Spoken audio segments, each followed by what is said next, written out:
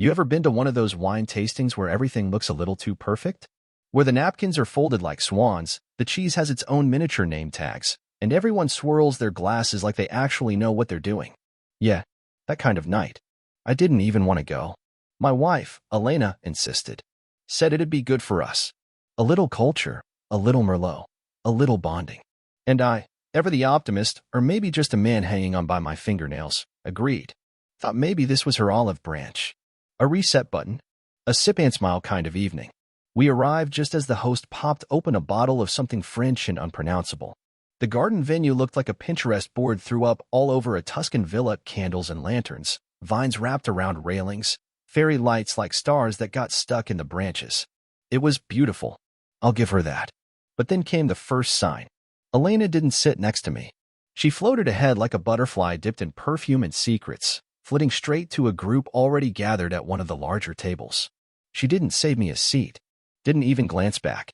I stood there like an unpaid intern at a corporate gala, awkward and uninvited. Eventually, I sat alone at a corner spot while some guy in a lavender vest started droning on about notes of currant and oak undertones, like we were sniffing ancient scrolls instead of fermented grapes. That's when I heard it. Her laugh. It wasn't the laugh she used around me. That one was softer, private, like a whisper wrapped in a memory. No, this one was loud, sparkling, almost performative. The kind of laugh that said, I've moved on from the man who still folds his laundry and brings home supermarket tulips. And that's when I saw him. Tall, tanned, perfect teeth and confidence that clung to him like cologne. He was pouring her a drink like he owned the bottle, the vineyard, and possibly the entire country of France.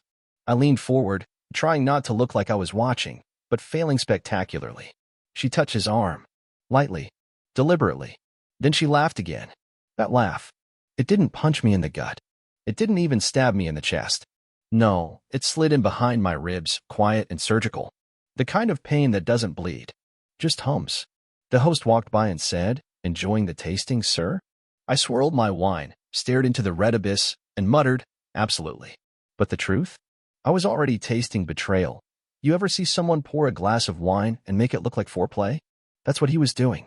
Mr. Taltan ain't too comfortable. He wasn't pouring wine. He was performing. Holding the bottle at just the right angle, giving her a wink like they were sharing an inside joke. Elena leaned in, eyes locked on his face like he was quoting Rumi and not just talking about mouthfeel. Meanwhile, I was swirling a Pinot Noir that tasted like regret. A waiter asked if I wanted a refill. I nodded. He filled my glass, then gave me that half-sympathetic look people reserve for lonely men at couples events.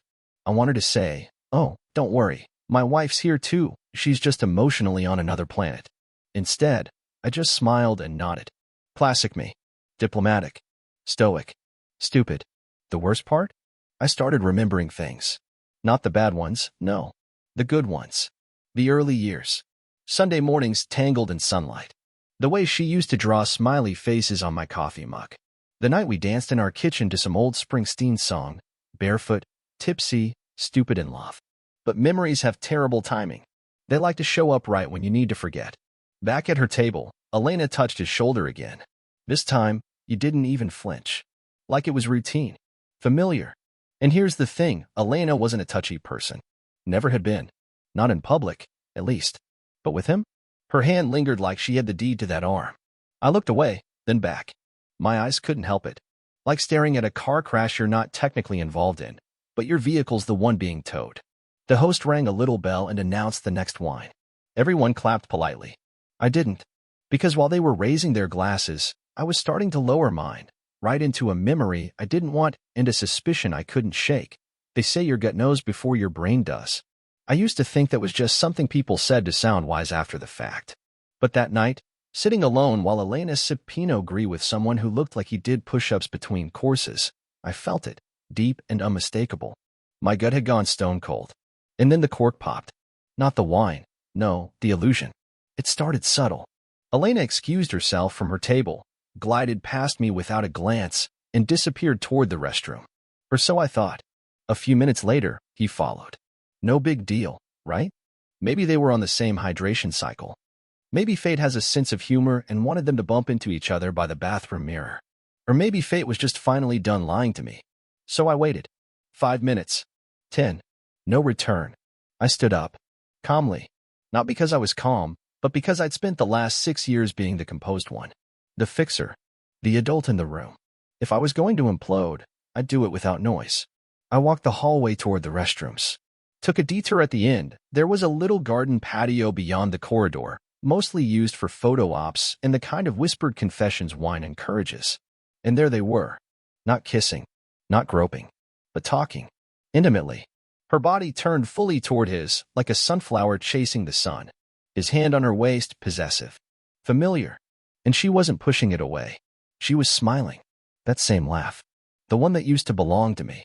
It hit me then, like a glass slipping from your hand and shattering on marble. This wasn't new. This wasn't a spark. This was history. Already written, already edited, already bound in a hardcover I was never meant to open. I didn't confront them. Not yet. I turned around, walked back to my seat, and poured the last of the Syrah. I sat there, swirling it, tasting smoke and stone, while behind me, my marriage was being uncorked like it had been cellared too long. By the time she came back, cheeks flushed and blouse slightly wrinkled, I didn't say a word. Just handed her my glass and said, "Taste this. It's got a hell of a finish." When Elena sat back down beside me, yes, beside me now, because her audience had apparently dispersed, she didn't say anything. Not about her extended absence. Not about him. Not about the breeze that had tousled her hair in just the right way to suggest someone's fingers had been involved. She simply sipped from my glass and nodded. Smoky, she said. A little dry. Funny. That's what I was thinking about her tone. I gave her a polite smile. The kind you give a neighbor whose dog just tore up your lawn but insists it was probably raccoons. Then I turned my gaze to the vineyard rows lit by string lights, each one stretching off into a kind of darkness I could get used to. There was peace in that silence. Peace and a promise. The kind of peace you get right before something explodes. She reached for the little charcuterie board and picked at a cracker, acting like everything was fine. That's when I knew I was looking at a woman who had practiced this. Someone who had lied enough to make it look like truth was just another flavor she could serve with brie. "You seemed close," I said casually. "I still on the vines." "To who?" she asked, almost too fast. I turned and gave her the look. "You know the one. That quiet, steady stare that says, 'Don't make me say it. Make yourself say it.'" But Elena, God bless her, had never been one for self-awareness when a good deflection would do. "You mean Mateo?" she asked. "Ah, so he had a name. Mateo. Of course. Had to be something romantic. Couldn't be Steve or Bob or Greg. No, this betrayal needed flair. Mateo sounded like he read poetry in the original Spanish and broke hearts between espresso shots. "I'm just surprised," I said, keeping my voice steady, "that you'd leave me sitting alone at a wine tasting you insisted on attending. Thought this was supposed to be a us night." She tilted her head, that patronizing tilt I'd seen too many times lately. The one that came before a gaslight the size of a bonfire. "Logan, I was just catching up with someone. Do we have to make everything about jealousy?" Now there it was. That word. Jealousy. That's the favorite term of cheaters who want to act like they're being flattered by your suspicion. Like your heartbreak is a compliment. I smiled. "No, not everything," I said. "Just the part where my wife disappears with another man and returns looking like she got kissed by the wind and maybe a stranger's cologne." She blinked. That one hit. Good. Her fingers froze on the stem of the wine glass. Then she looked away. Not guilty. Not ashamed. Just calculating. "I think we should talk," she said. The table next to us went quiet. "You ever notice how the universe leans in at the worst moments? Like even the stars want to watch the wreckage?" "By all means," I said, gesturing toward the gravel path that led to the parking lot. "Let's take a walk." We didn't talk at first. Just walked past rows of grapes destined for bottles and bad decisions. The air was crisp, heavy with the scent of earth and fermented expectation. When she finally stopped, she turned to me with that carefully rehearsed expression, concern mixed with condescension. The kind she probably used on coworkers when they missed a memo. "I didn't want to do this here," she said. "Then why bring me here?" I asked. She hesitated. "Because I thought maybe you'd understand better if you saw us." Us. Not me and her. Her and him. The gall. "You thought I'd come here, watch you flirt with a man who looks like he models for olive oil labels, and just what?" Not approvingly. I asked, "Was I supposed to toast your emotional affair like it's a new business venture?" She sighed. The "you're being difficult" sigh. The sigh that means I've already decided how this ends and your feelings are inconvenient. "I'm not proud of this," she said. Sure doesn't stop you from smiling through it. I shot back. Her eyes hardened. You stopped seeing me, Logan. Ah, there it was. The classic line. You stopped. The pivot from personal accountability to mutual blame. You mean I stopped seeing the version of you who used to care? The woman who used to talk to me instead of texting someone else under the dinner table. You became boring, she said. You used to be wild, passionate. Now you're just dependable. Dependable. I laughed. Not bitter. Not loud. Just soft and slow. Like I'd finally heard the punchline to a joke that had been running for years. So, what? You cheated on me with a man who wears his shirts 3 sizes too small because I paid the mortgage on time. She looked down.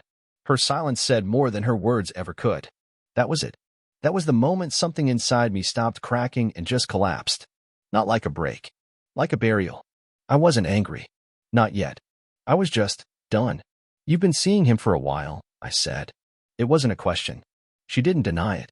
He's married, I added. Or was. Until last week. She looked up sharply. Her mouth opened, but nothing came out. Good. That meant she hadn't known I already knew. That meant I still had moves to make. I stepped closer, not threatening, just clear. Go back to the tasting, I said. Smile. Laugh. Let him pour you another glass. Where are you going? To prepare, I said, turning away. For what? I paused. For the end of the story, I said. The one where the man they thought was soft sharpens. I didn't go home that night. Instead, I drove. Nowhere specific, just let the highway swallow the hum of my tires and the last echo of her voice. You became boring. Like I was some furniture she forgot to replace. The stars were out, but they looked different. Not poetic. Not wistful. Just cold pinpricks of light in a sky that suddenly felt too wide and far too empty. I pulled into a diner around midnight, one of those all-night places where the coffee is nuclear and the regulars don't ask questions. My kind of sanctuary. The waitress brought me eggs and bacon. I didn't remember ordering it. I ate in silence, my wedding band spinning slowly on the formica table. I didn't cry. Didn't rage. No plates were broken. But something cracked, all right. Quietly. Like ice underfoot just before it gives. Because here's the thing about betrayal, it doesn't arrive with fanfare. It shows up wearing a familiar smile, sipping Pinot, pretending nothing's wrong.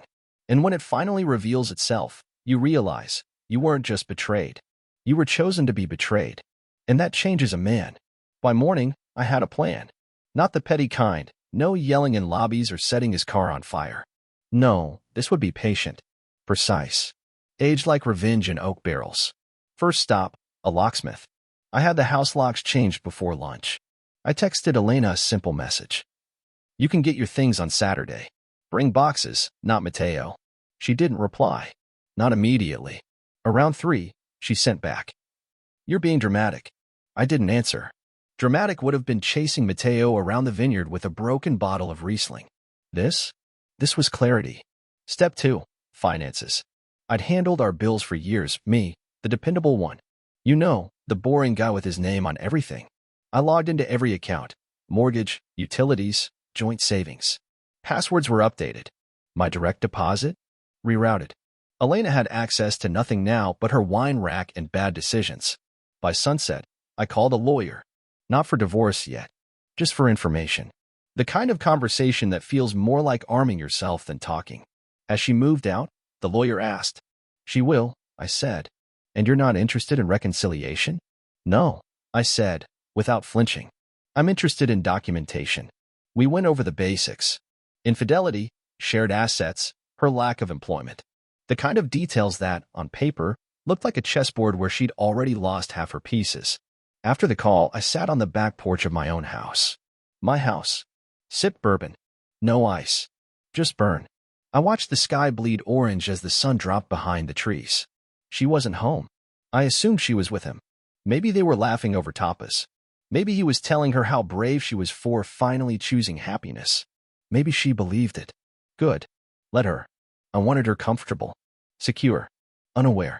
Because comfort makes people sloppy. And the truth? I wasn't going to destroy her out of spite. I was going to do it out of principle. The next few days were strange. Quiet. Like walking through a house that used to be haunted. Only now the ghosts had packed up and left out of shame. I slept better. Ate better. Thought clearer. Saturday came like a slow drumbeat. She pulled up in his car, of course. Black BMW. Subtle as a midlife crisis on wheels. He didn't get out. Smart man. Coward, but smart. She stood at the door, half expecting me to open it for her. I didn't. Just buzzed the doorbell cam from my phone. You can come in, I said. Alone. She rolled her eyes and walked inside with a box under one arm, like she was picking up a sweater, not ending a marriage. She wandered into the living room and let out a soft, wow. Her favorite paintings were gone. So were the photos. Anything she hadn't bought, packed up and stored. Anything I had, still there. Where's my jewelry box? She asked, scanning the shelves. Safe, I replied. You'll get it when the paperwork's signed. You're holding my things hostage. No, I'm ensuring nothing accidentally goes missing during your dramatic escape. She scoffed, heading for the bedroom. I followed, silent. She opened the closet and froze. Empty hangers. Empty drawers. She turned slowly. Where are my clothes? In storage, I said. Along with your perfume, your shoes, and your memory foam pillow. If you want your things, call the number taped to the unit. You're unbelievable. No, I said, meeting her eyes. I'm awake. She tried a different tone then, softer, almost pleading. Logan, we used to love each other. We used to be the kind of people who believed love was enough, I said. Turns out, you needed more. You wanted fireworks. I wanted to feel alive. You could have said that before you let another man find your pulse. She flinched. Good. Not because I wanted her to hurt, but because I wanted her to feel. Something. Anything. She grabbed her boxes in silence. I held the door open for her this time. Tell Mateo he can keep you, I said as she walked out. I don't belong to anyone, she muttered. No, I said, you don't. And she never looked back. She climbed into that car, that lie, that fantasy dressed in leather seats and European engineering, and they drove away. I watched the taillights vanish like the last flickers of a fire I didn't start, and I sure as hell wasn't going to put out. Then I closed the door, locked it, and smiled.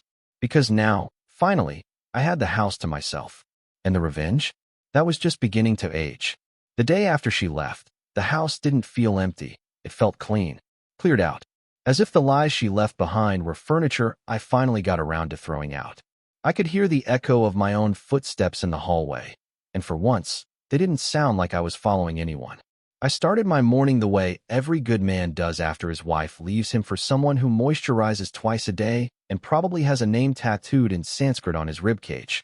I made coffee. Strong. Black. In the mug that said, World's Okayest Husband. Felt ironic. Then accurate. Then funny. I sat on the porch and sipped it while the sun came up over my very own lawn. The one I mowed, weeded, and edged while she was working late and texting Mateo from under the covers. I should have felt broken. Shattered. But honestly, I felt like someone had finally stopped sitting on my chest. But calm doesn't mean idle.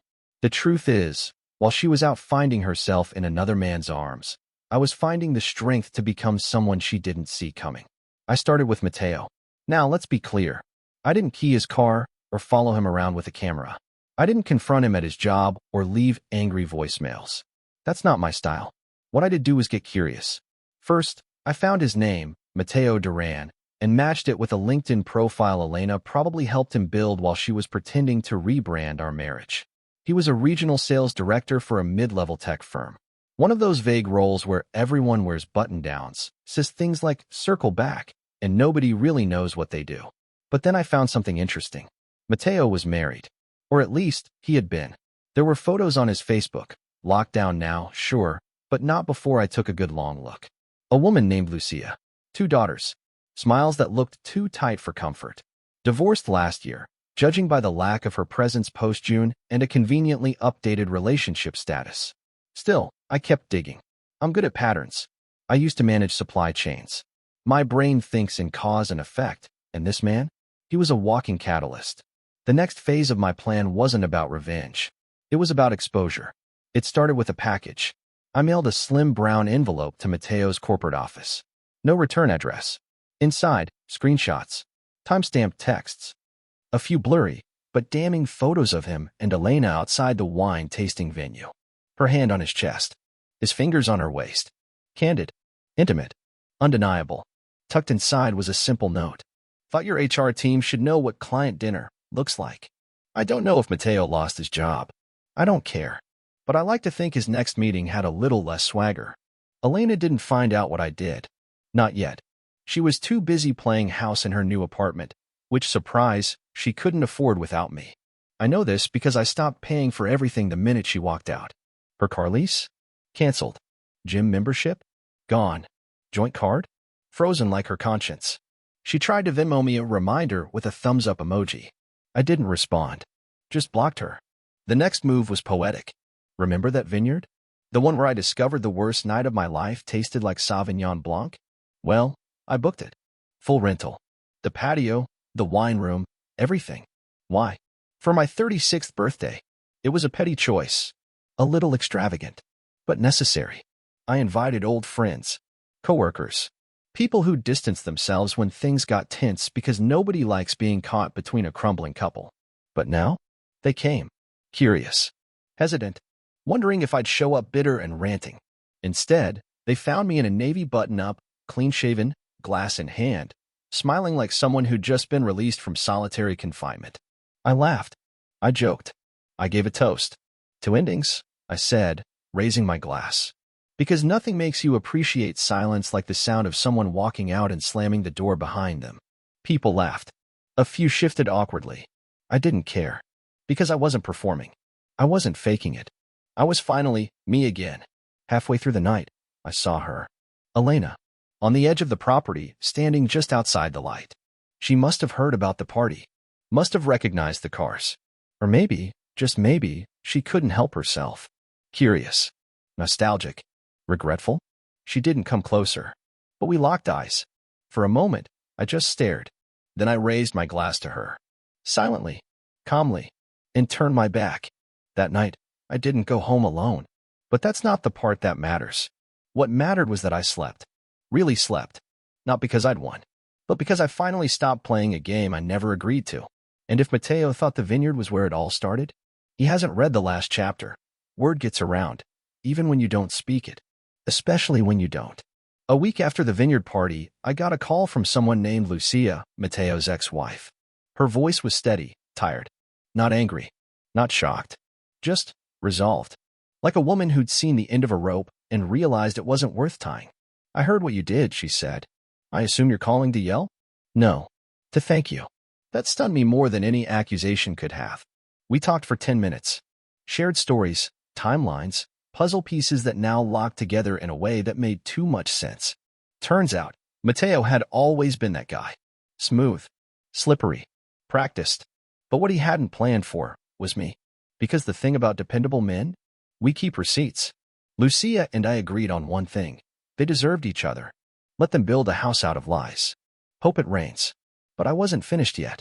Because if Mateo had spilled into my life like red wine on a white shirt, it was only fair that I returned the favor. I sent another envelope, this one to his daughter's school, anonymously of course. Not to shame him, no. But because he listed Elena as an emergency contact. How sweet. Let's just say, that status didn't last long. And as for Elena? She finally called. Crying.it was a Thursday. Rain tapping on the windows like some cosmic rhythm section, just light enough to feel ironic. My phone rang. Her name lit up the screen. Elena, I answered, calm as a monk in a thunderstorm. Can we talk? She asked, her voice wet with guilt. We are. No, I mean, in person. I waited. 3 seconds. 4. Why? I made a mistake. She said it like she'd dropped her phone in the sink. A mistake. Casual. Accidental. No agency. Elena, I said, you didn't trip and fall into his arms. You packed a bag and walked out the front door. I know, she said. I thought it would feel different. That life. That freedom. But it's empty, Logan. He's not who I thought he was. I almost laughed. Almost. Neither are you, I replied. She came clean, then. Admitted it had been going on for months before the wine tasting. That he'd been a friend at first. That she liked how he made her feel seen. Seen. I used to see her every day. Every detail. Every dream. And now? I saw her for who she really was. I'm sorry, she whispered. I want to come home. You already are home, I said. Just not mine. They say revenge is a dish best served cold. Personally, I think it's better to can it, age quietly, poured slow, sipped with restraint. I didn't go scorched earth. I didn't key cars or leak photos or post poetic eulogies to betrayal online. I rebuilt. First, myself, Jim, new clothes, old friends. I stopped asking how she could do it and started asking why I let myself fade into a supporting role in my own story. Then, I reclaimed the house. New paint, new energy. Burned sage just for the ritual of it. Changed the sheets. Bought a new mattress. A real reset. And then came the cellar. That old basement wine cellar I never touched because it was her thing. I gutted it. Turned it into a home office, a place where ideas could ferment instead of bitterness. And on one shelf, I kept one bottle of that same wine from the tasting. Unopened. Untouched. A reminder. That night didn't break me. It bottled me. Pressurized me. Refined me. And now? Now I was ready to uncork the end. 6 months later, I hosted another party. This time, just close friends. Family. No theatrics. Just people who stuck around when things fell apart. I stood in my kitchen, now repainted and recentered, opening that last bottle. Someone asked if it was for a special occasion. I smiled. No, I said. It's for closure. We toasted. We drank. We laughed. And when the night wound down, I stepped outside onto the deck, looked out at the stars, still cold, still far, but no longer strangers. I didn't win anything. That's not what this was about. I didn't get revenge. I got peace. She texted once more, weeks later. A simple line. Do you ever think about us?